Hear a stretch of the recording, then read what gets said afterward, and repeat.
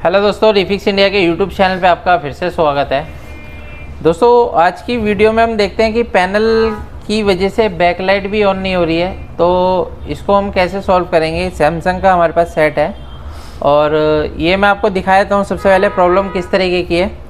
तो जैसे कि मैं यहाँ पे पावर लगाता हूँ, पावर लगाने के बाद अगर आप यहाँ पे देखेंगे तो ये मेरे जो सेट है यहाँ पे ये ऑन हो रहा है, यानी कि सेट तो ऑन हो रहा है, लेकिन इसके अंदर क्या है कि देखेंगे तो यहाँ पे कोई बैकलाइट नहीं जल रही है। यानी कि अगर जब बैकलाइट जलती है तो यहाँ पे दिखाई देता है बैकलाइट, तो वो भी मैं आपको दिखाता हूँ। तो यहाँ पे अगर आप देखोगे तो सबसे पहले यहाँ पे 12 वोल्ट की सप्लाई बिल्कुल ओके है, परफेक्ट है।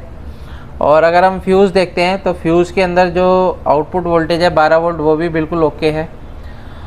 और यहाँ पे क्या है कि हमारा जो 3.3 वोल्ट की सप्लाई है वो हमारे को नहीं मिल रही है। यानी कि यहाँ पे आप ये देखेंगे 3.3 वोल्ट की सप्लाई जो है उसकी जगह हमें 0.67 वोल्ट के अराउंड हमारे को यहाँ पे वोल्टेज मिल रहा है।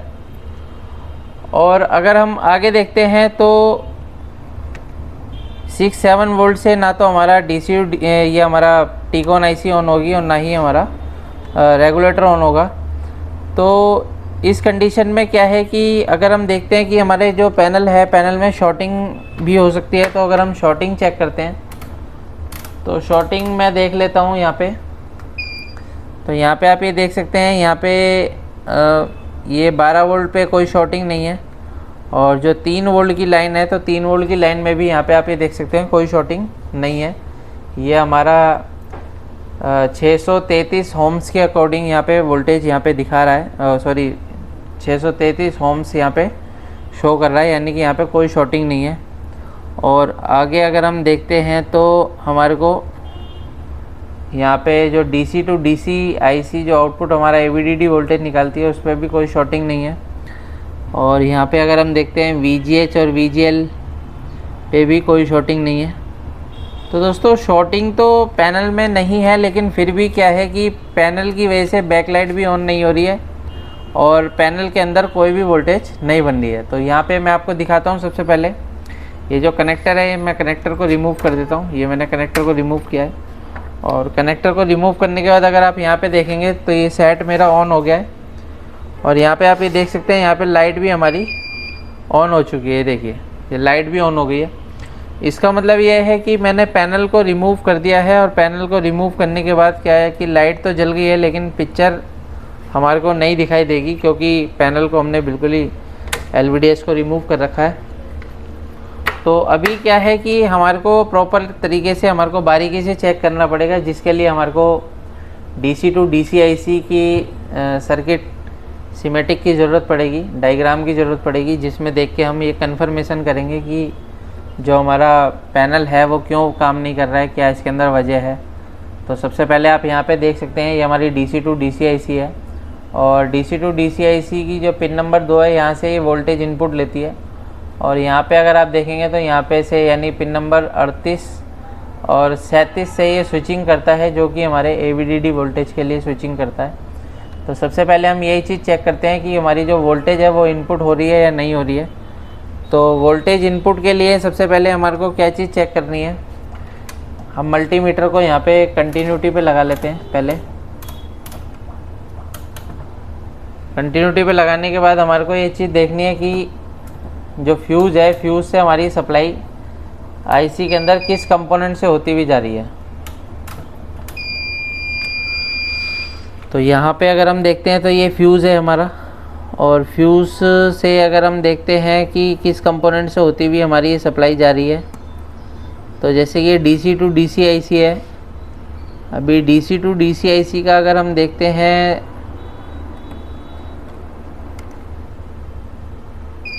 तो यहाँ पे आप ये देख रहे हैं ये जो रेजिस्टेंस है, इस रेजिस्टेंस से ये कंटिन्यूटी मेरे को मिल रही है, यानी कि 12 वोल्ट की सप्लाई मुझे यहाँ पे कंटिन्यूटी मिल रही है।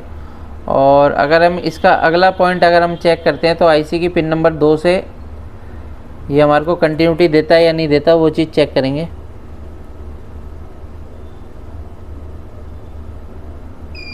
तो ये हमारा IC की पिन नंबर 2 से मिल रहा है। तो यानी कि दोस्तों क्या है कि जो हमारा 12 वोल्ट की सप्लाई है IC के अंदर जो जा रही है वो इस रेजिस्टेंस से होती हुई जा रही है। तो अगर हम पावर लगा के इसकी वोल्टेज अगर हम देखते हैं तो इसकी वोल्टेज क्या दिखा रहा है, ये आईसी थोड़ी रेजिस्टेंस थोड़ी सी मुझे बर्न भी दिखाई दे रही है, क्योंकि इसके आसपास में आप यहाँ पे देख सकते हैं थोड़ा सा कलर थोड़ा सा अलग यहाँ पे डिफरेंस दिखाई दे रहा है। तो पहले हम ये देख लेते हैं कि यहाँ पे हमारे को जो वोल्टेज है वो क्या दिखा रहा है। तो पावर लगाने के बाद अगर हम वोल्टेज देखते हैं, पहले हम LVDS को कनेक्ट कर लेते हैं। LVDS को कनेक्ट करने के बाद जब हम देखेंगे यहाँ पे मल्टीमीटर को लगा लेते हैं हम, ठीक है, वोल्टेज रेंज पे। और अब हम यहाँ पे अगर वोल्टेज चेक करते हैं तो हमारा यहाँ पे जो वोल्टेज है वो 12 वोल्ट बिल्कुल ओके है। और ये जो 12 वोल्ट की सप्लाई है, ये 12 वोल्ट की सप्लाई सबसे पहले हमारे इस रेजिस्टेंस में आ रही है। तो यहाँ पे आप ये देख सकते हैं, यहाँ पे एक रेजिस्टेंस लगी हुई है। ये रेजिस्टेंस है जो कि 12 वोल्ट इनपुट कर रही है, लेकिन रेजिस्टेंस के आउटपुट में अगर हम देखते हैं तो हमारे को क्या वोल्ट मिल रहा है, 7.06 वोल्ट के अराउंड हमारे को यहाँ पे वोल्टेज मिल रहा है। तो हो सकता है हमारे रेजिस्टेंस की वैल्यू शिफ्ट हो गई है, क्योंकि रेजिस्टेंस की वैल्यू शिफ्ट हो गई है, जिसकी वजह से आपकी जो DC टू DC IC है उसको 12 वोल्ट बिल्कुल परफेक्ट नहीं मिल रहा है, जिसकी वजह से प्रॉब्लम ये आ रही है कि जो ये 12 वोल्ट की सप्लाई है जो कि DC टू DC IC से होती हुई हमारी AVDD के लिए निकलेगी, तो वो तो स्विचिंग बिल्कुल नहीं करेगी। तो यहाँ पे अगर हम देखते हैं कि ये जो रेजिस्टेंस है, इस रेजिस्टेंस से जो हमारा वोल्टेज जा रहा है वो पिन नंबर 2 पे भी अगर हम दिखाते हैं आपको, तो यहाँ पे आप ये देख सकते हैं पिन नंबर 2 पे, ये देखिए यहाँ पे काफ़ी पतली पिन है, क्योंकि ये शॉर्ट भी हो सकता है। इसलिए क्या है कि हम यहीं से चेक कर लेते हैं। तो यहाँ पे हमारा ये 7 वोल्ट की सप्लाई है, तो 7 वोल्ट ही सप्लाई हमारे पिन नंबर 2 पे ही मिल रहा है, क्योंकि ये सीधी डायरेक्ट कनेक्टिविटी हमारी IC से है। तो अभी हम क्या करते हैं कि ये जो रेजिस्टेंस है, इस रेजिस्टेंस की जगह हम यहाँ पे दूसरी रेजिस्टेंस लगा के देखते हैं। तो उसके बाद देखते हैं कि हमारे जो बोर्ड की है क्या कंडीशन रहती है, क्योंकि ना तो इसमें 3.3 वोल्ट बन रहा है, 1.2। जब तक ये 3.3 1.2 नहीं बनेगा तब तक कोई भी वोल्टेज नहीं बनेगी, ना VGS ना VGL ना VDD। तो देखते हैं हम सबसे पहले किसी दूसरे बोर्ड में से कोई रेजिस्टेंस को निकाल लेते हैं। तो अभी मेरे पास यहाँ पे मदरबोर्ड है, इस बोर्ड में से मैं एक रेजिस्टेंस को निकाल लेता हूँ, कोई लो वैल्यू की रेजिस्टेंस हम यहाँ पे लगा के देखेंगे।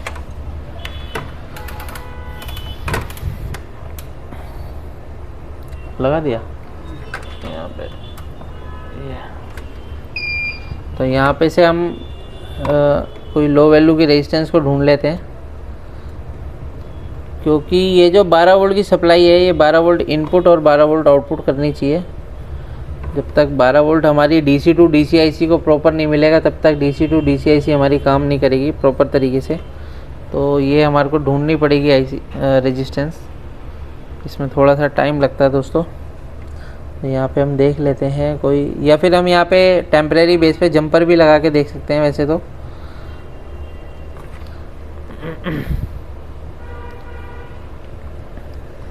यहाँ पे अगर हम रेजिस्टेंस देखते हैं और दूसरा बोर्ड दिखाएंगे, देख लेते हैं तो कोई दूसरा बोर्ड यहाँ पे से।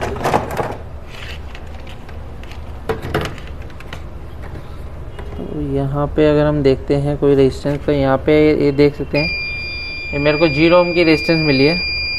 तो 0 ओम की रेजिस्टेंस हम लगा के देख लेते हैं क्या कंडीशन रहती है।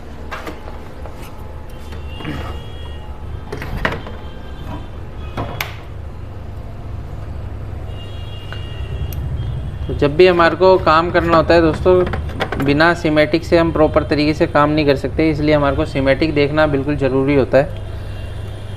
अगर हम तुक्का मारेंगे तो क्या होता है कि हमारा बोर्ड भी बर्न हो सकता है या अलग दूसरी भी प्रॉब्लम आ सकती है। तो इस कंडीशन में क्या है कि आपको बिना सीमेटिक के काम करना बिल्कुल लाभदायक नहीं होगा। अभी हम इसके अंदर रेजिस्टेंस देख लेते हैं, रेजिस्टेंस कहाँ चली गई 0 ओम की।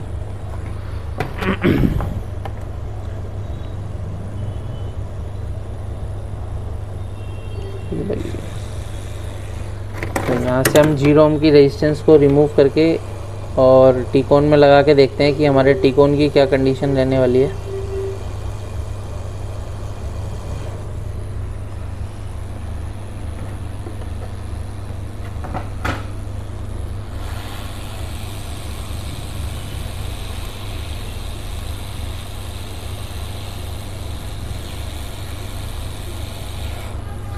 इसको मैं रिमूव कर देता हूँ और जो 0 ओम की रेजिस्टेंस है उसको हम लगाएंगे।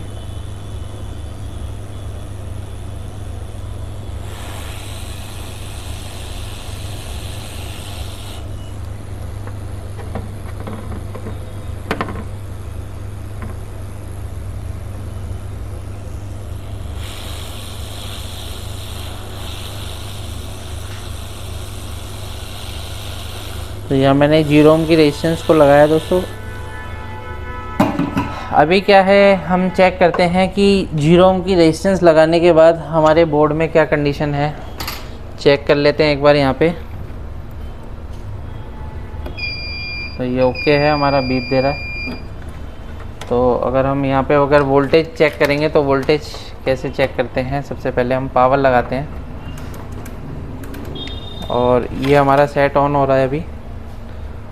तो अभी आप यहाँ पे देख सकते हैं सेट ऑन हो रहा है, लेकिन सेट ऑन होने के साथ साथ में ही हमारा बैक लाइट भी ऑन हो चुकी है। और अगर यहाँ पे देखेंगे तो ये हमारी LVDS कनेक्टर भी जुड़ा हुआ है। तो अगर वोल्टेज देखते हैं कि क्या क्या वोल्टेज हमारी जो पहले मिसिंग थी वो भी वोल्टेज मिल रही है या नहीं मिल रही है, तो वो देख लेते हैं हम सबसे पहले। तो यहाँ पे अगर हम देखेंगे तो हमारा ये 12 वोल्ट हमारा इनपुट सप्लाई हो रही थी यहाँ पे।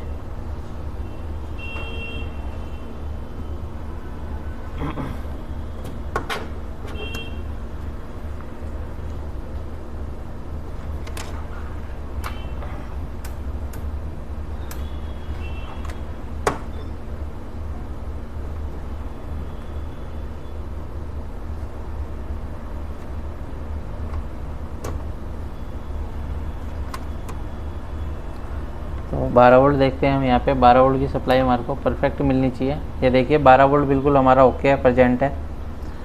और 12 वोल्ट जो है ये हमारा जा रहा है सीधा रेजिस्टेंस में जा रहा है। और इस रेजिस्टेंस से अगर हम आउटपुट चेक करते हैं तो पहले हमारा क्या वोल्ट बन रहा था यहाँ पे, 7 वोल्ट। अभी हमारा यहाँ पे 12 वोल्ट बन रहा है। और ये जो 12 वोल्ट की सप्लाई है हमारे DC टू DC में गई, तो सबसे पहले हमारी 3.3 वोल्ट की सप्लाई बनेगी। तो यहाँ पे आप ये देख सकते हैं 3.3 भी बिल्कुल ओके है। और ये जो 3.3 वोल्ट की सप्लाई है ये हमारे आ गई रेगुलेटर के अंदर। रेगुलेटर में भी 3.3 ओके है। रेगुलेटर की आउटपुट वोल्टेज चेक करते हैं तो 1.2 ओके है। तो ऑलमोस्ट हमारी वोल्टेज जो है वो सारी ओके हो चुकी है, यानी कि वी ऑन वोल्टेज भी बन गई है। यहाँ पे आप ये देख सकते हैं V on voltage 29 volt 28 volt बन रहा है, ये भी ओके है। तो ऑलमोस्ट वोल्टेज हमारी ओके हो चुकी है। अगर हम देखते हैं तो पैनल की क्या कंडीशन है, तो यहाँ पे आप ये देख सकते हैं पैनल हमारा बिल्कुल फर्स्ट क्लास ऑन हो चुका है। तो इस तरीके से हम किसी भी पैनल को रिपेयर कर सकते हैं दोस्तों। अगर आप भी LCD LED TV रिपेयर या पैनल रिपेयर की ट्रेनिंग लेना चाहते हैं तो नीचे दिए गए कॉन्टैक्ट नंबर पर कॉन्टैक्ट कर सकते हैं। तो उम्मीद करता हूँ वीडियो आपको पसंद आए तो वीडियो को लाइक करें, शेयर करें, कमेंट करें। Thank you friends.